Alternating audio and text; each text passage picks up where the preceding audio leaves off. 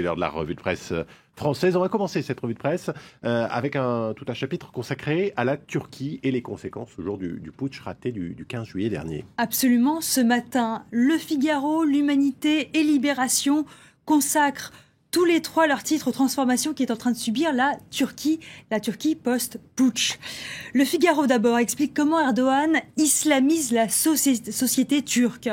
Dès le soir du 15 juillet, alors que les militaires bloquaient les voies de communication et tentaient de bâillonner les chaînes de télévision, le chef de la direction des affaires religieuses faisait appel aux 85 000 mosquées du pays pour appeler la population à la résistance au coup d'État.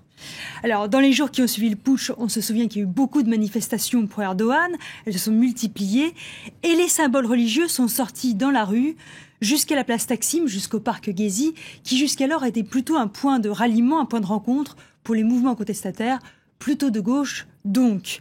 Donc pour les Stambouliotes des quartiers européens, c'est un véritable retour en arrière, avant la Turquie laïque de Mustafa Kemal.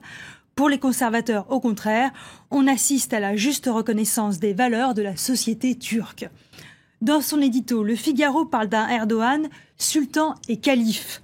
Dans l'Empire ottoman, le chef détenait à la fois le pouvoir politique et religieux, et le président actuel semble nostalgique de cette époque. Depuis le putsch, il a replacé l'islam au cœur de son projet pour la Turquie. Pour lui, un concept a été créé, ça s'appelle l'islamo-nationalisme.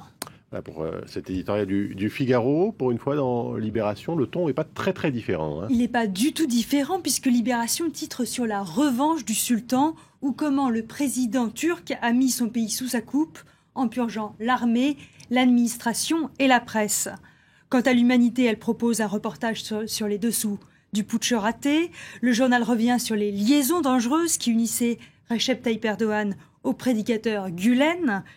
Islamiste, je cite l'Humanité, islamiste convaincu, anticommuniste, les deux hommes se sont trouvés d'autant plus facilement qu'ils partageaient les mêmes idées.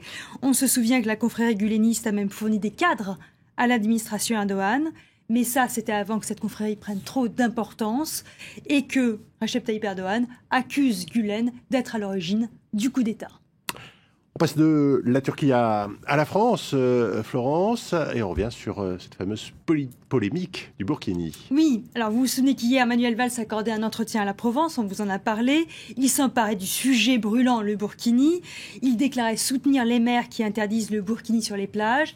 Et il déclarait aussi rejoindre Jean-Pierre Chevènement, qui appelle les musulmans de France à la discrétion. Chut.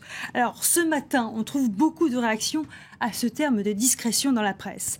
Et d'abord dans l'édito de La Croix. La Croix qui souligne qu'on n'a jamais demandé ni aux juifs ni aux chrétiens d'être discrets. Je cite La Croix. À cause d'une tenue de plage portée par quelques femmes, les musulmans sont priés de se faire oublier. On leur reproche parfois, au contraire, d'être trop discrets dans leur condamnation de l'islamisme radical. Alors aujourd'hui, nos responsables politiques ne sont pas à un paradoxe près. Toujours sur cette affaire du Burkini, dans Libération, Willem nous propose un dessin où on trouve Manuel Valls en bikini qui affirme que seule cette tenue de plage est compatible avec les valeurs de la République. Autre dessin amusant dans Courrier International, en 1966, un policier demande à une femme sans haut de maillot de bain de se rhabiller.